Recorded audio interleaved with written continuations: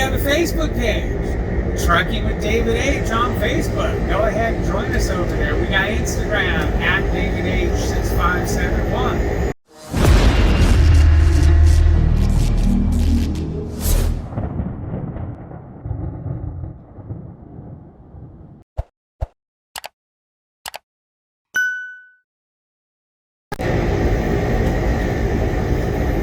Like, comment, subscribe.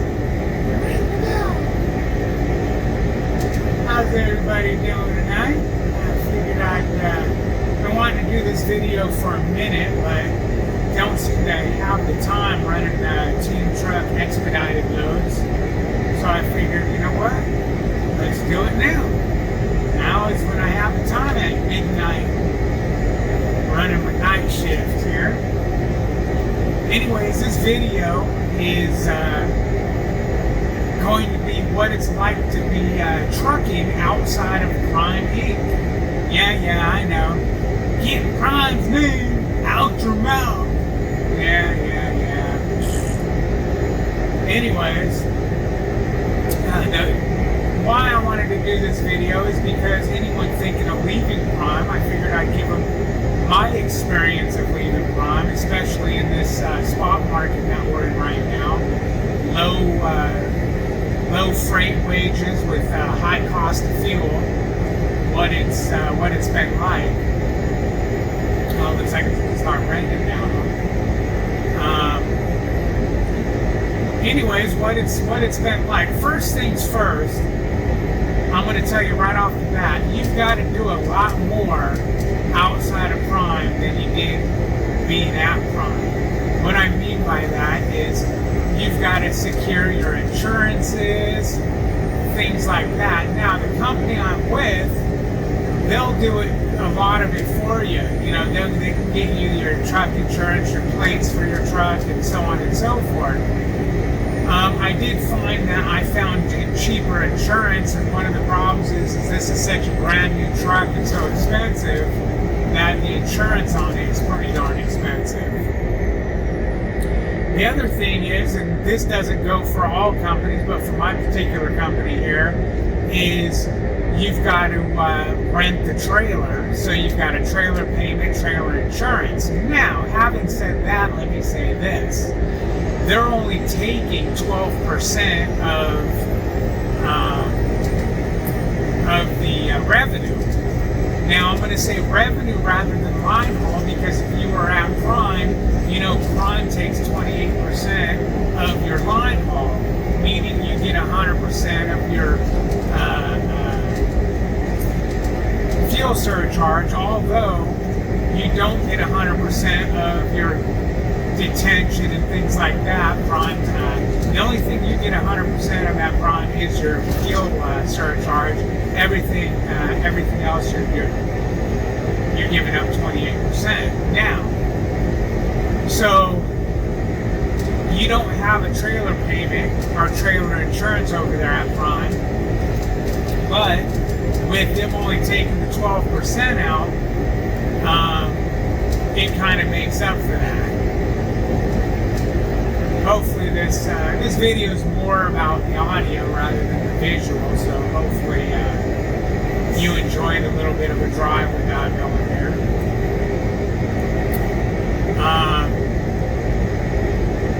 Where was I? Squirrel? Damn it, I forgot what I was talking about. Good old days, Dave. We got sidetracked for a second. Oh, okay. So anyways, yeah, you have the truck payment. Now, having that means you have maintenance on the trailer that you have to put up with. Anything that goes wrong with the trailer, you're responsible for.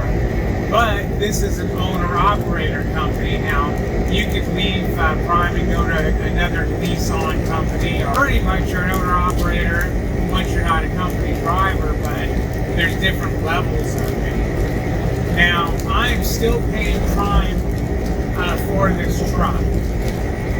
It works a little bit differently outside of Prime. We won't necessarily go into that on this video. Well, I can touch on it. Basically, you got to pay Success Leasing your your weekly truck payment. Now, they want it done through your settlements from the company you're at, by that company. Meaning, they pay for Success. You don't get to get a check from the company you're with and then you send Success a check. It don't work that way. They want it beforehand. Now, if I'm on home time, so on and so forth, I can go ahead and send Success Leasing the truck payment if I don't have the revenue for it through the company I'm with, which so far I haven't had to do that. I did leave them with some extra money for the first week I left, but I try to go home split week, that way I have enough money to make my truck payment, my fixed cost, trailer payment, all that good stuff, so on and so forth. The other thing not being at Prime is the company I'm with, they have a fuel discount. It's not a great fuel discount with Pilot Flying J. I went ahead and got my own fuel card because I can get a much better discount with my own fuel card. I mean a significant discount. It actually is right up there with the Prime discount for fuel. It's pretty damn good. But to do that, I've got to run my own IFTA. So there's a trade-off there, but it's worth the fuel discount. We're talking 20 to 50% more than what this company can get on average.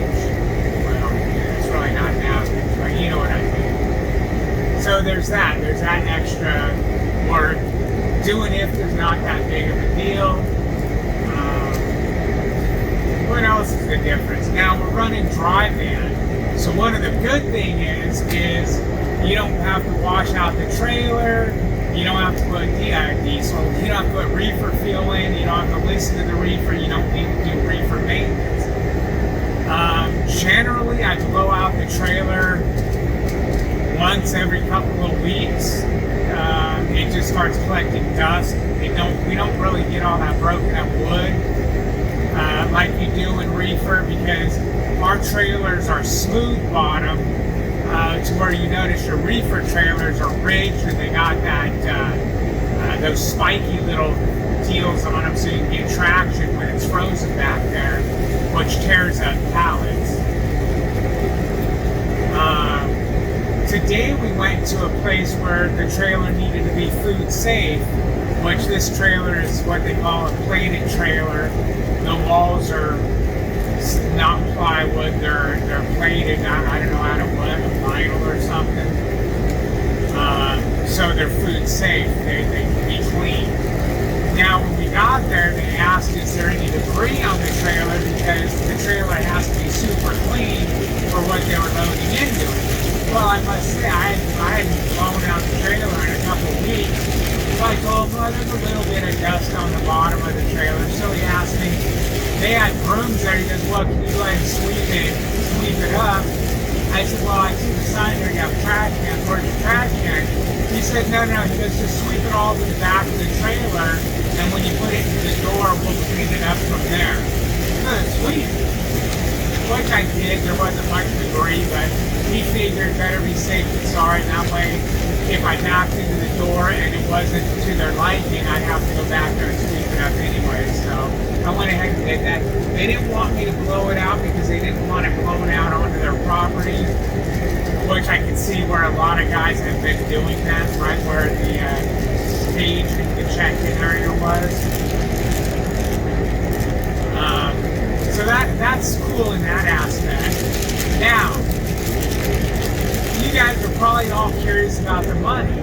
Reefer pays better than driving. I'm going to say that right up front. And with the spot market the way it is, I'm basically breaking even to what I was making at Prime.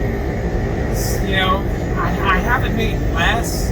I broke even and or made a little bit more each week. But it feels like I'm struggling to do so, meaning the loads, the spot market is staying so crappy right now, and you're bidding on these loads. You know, hey, this load pays $3,000. By the time you get it, you might only get $2,800, $2,700. There's a lot of times where it's like, no, I'll do this load for this much. This is as little as it'll go, and then my dispatcher will bid on it and either win it or say, no, it went down too low. Never had to deal with that at Prime because we're contract freight at Prime. The load was what it was. Now, let me say this. There has been times where she comes and says, hey, this load's paying $4,000 and it's going from here to here to here to here, because she asks, she gives me details on the loads before we get them. And I'll say, sure, yeah, I'll take that. That's a good load. And then she'll come back in 10 minutes and say, okay, we got the load. We got it for $4,300. Well, what she did is she actually bid up on that load. You know, and may have said, hey, we'll take, you know, whatever. So sometimes you do get the loads for more than they're actually offering on that. This load, or not this load, but the load before this load from the same broker was kind of concerning, because she called me up and said, hey, being you're going to be able to deliver the load you're on now early, I've got this load that we can pick up tonight. It had a pretty good deadhead on it, but they were willing, if you could pick it up by 10 o'clock, great. If not, get it by 7 o'clock in the morning. And then if you can deliver it by 4 o'clock, great. If not, then deliver it the next day at 7 o'clock in the morning. They were just too willing to be flexible on it, which was weird. I guess it just wasn't an expedited load, which I'm used to doing as a team truck. We do what they call just-in-time freight, or just on time. And what it is some of these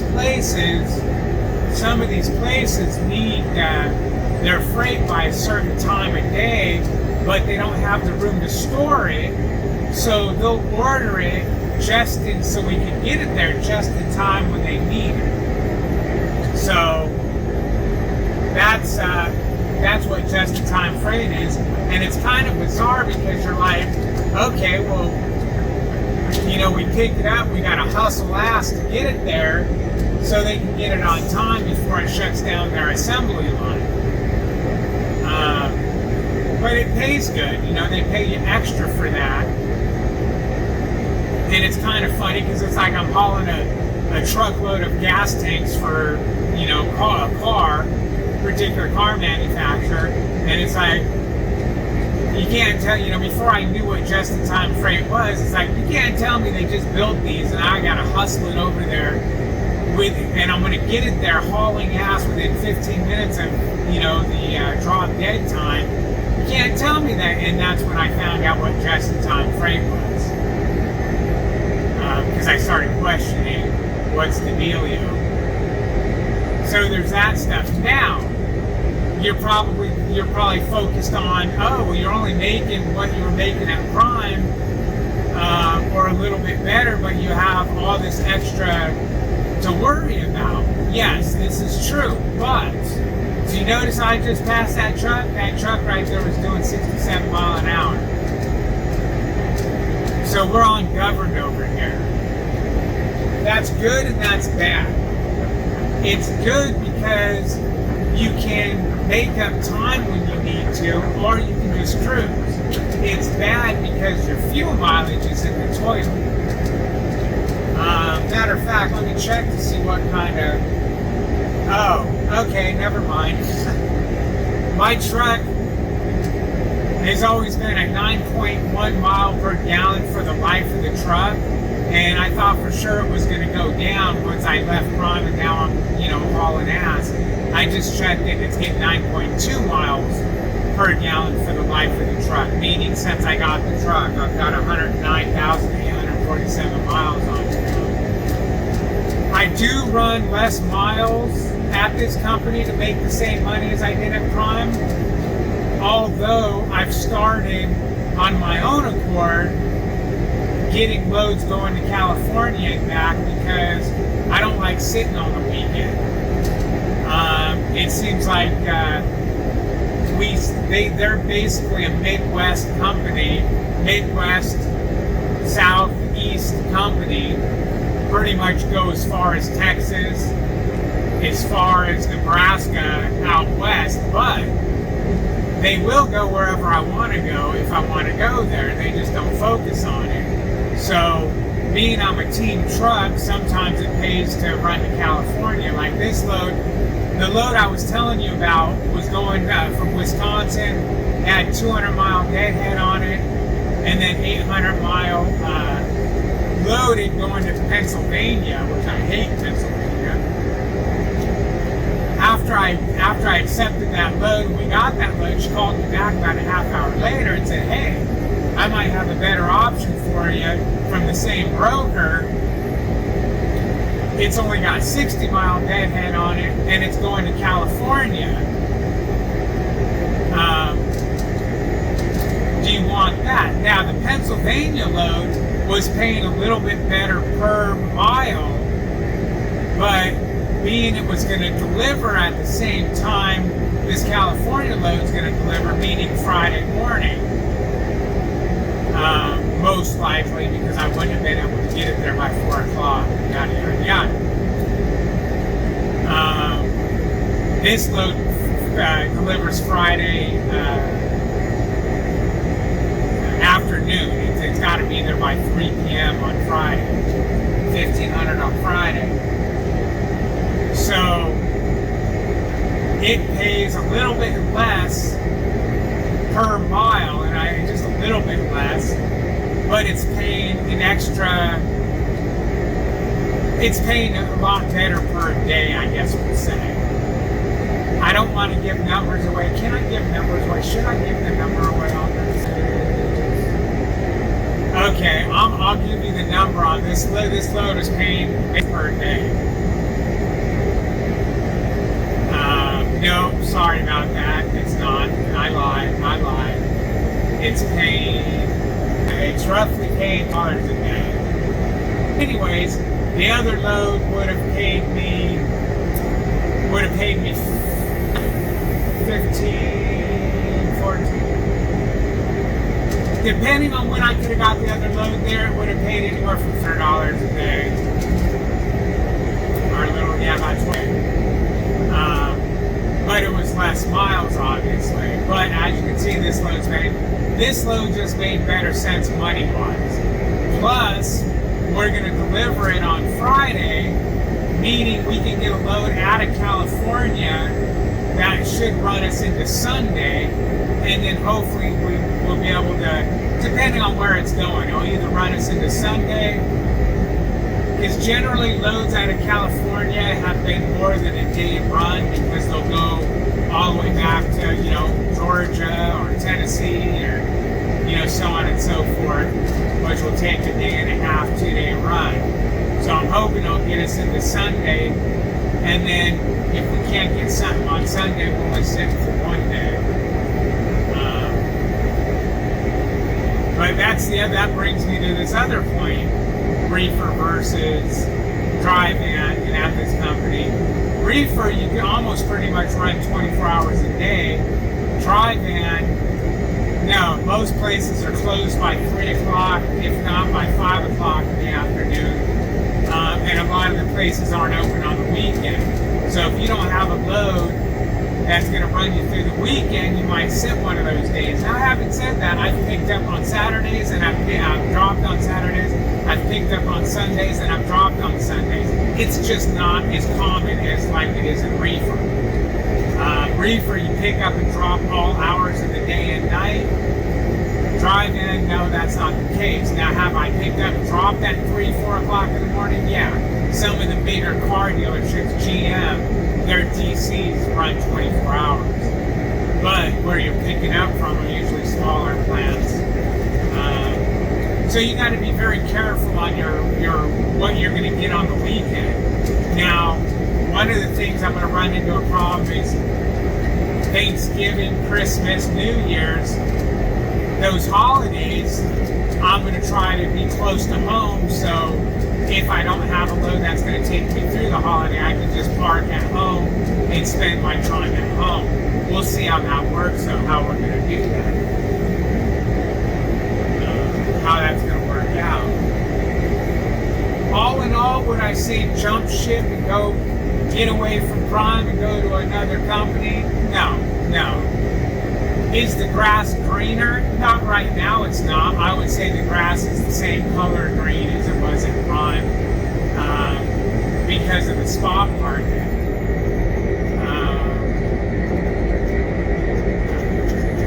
And you guys, this channel is, I've always been fair and honest on this channel. I'm not going to lie to you and make it sound like, oh, it's so much better over here just because I left Prime.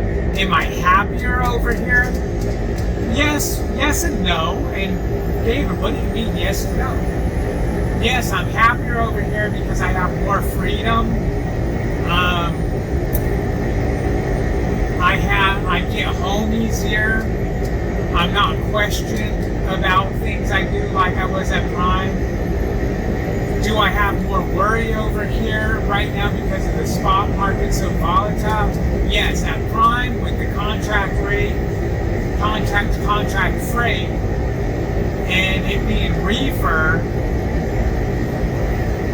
I didn't really worry about getting another load. If I don't get pre-planned on a load here, I start sweating it a little bit, even though I've never not gotten a load during the week. Now weekends, hey, you're gonna just have to wait till Monday morning because there's nothing on this Sunday that you're gonna get. But my nature is to worry, so I do worry because we don't have contracted freight at all. Has it been a problem? No, other than in my own head. But anybody who knows me knows I'll get in my own head really easily. But yeah, again, I would say if you're thinking about leaving a company, not just Prime, but any company that you're at right now, and you're on contract freight, I wouldn't do it. I wouldn't do it. Just because the market is too volatile right now. It's too low. Now, I've been keeping track of freight waves and so on and so forth, and they're talking about right now the market is totally a shipper's market, meaning the shippers got you by the cojones. They're lowballing everybody and whatnot. They're talking about that coming to an end by the end of the year, and the beginning of next year. They're expecting for it to at least stabilize. It might not get into a carrier market, but they're talking that it's going to at least stabilize, which is going to be great. When freight goes back up, I'll be making money hand over fist compared to what I was making at Prime. But you're going to be more stable at a big carrier like that's got contract freight. So, if you're at all somebody who don't want to do any extra work, don't want to worry as much, so on and so forth, yeah, you're better off staying right at that big mega carrier you're at because you're going to be more stable there. Okay, here we go. We got another 64 mile an hour truck here. So now we jumped up to 66. So it might take a little bit to get past them here, but we'll get past them.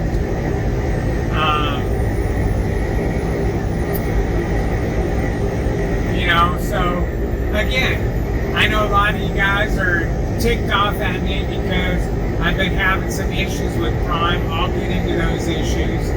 Even though I've left Prime, I've still had a little quirks here and there.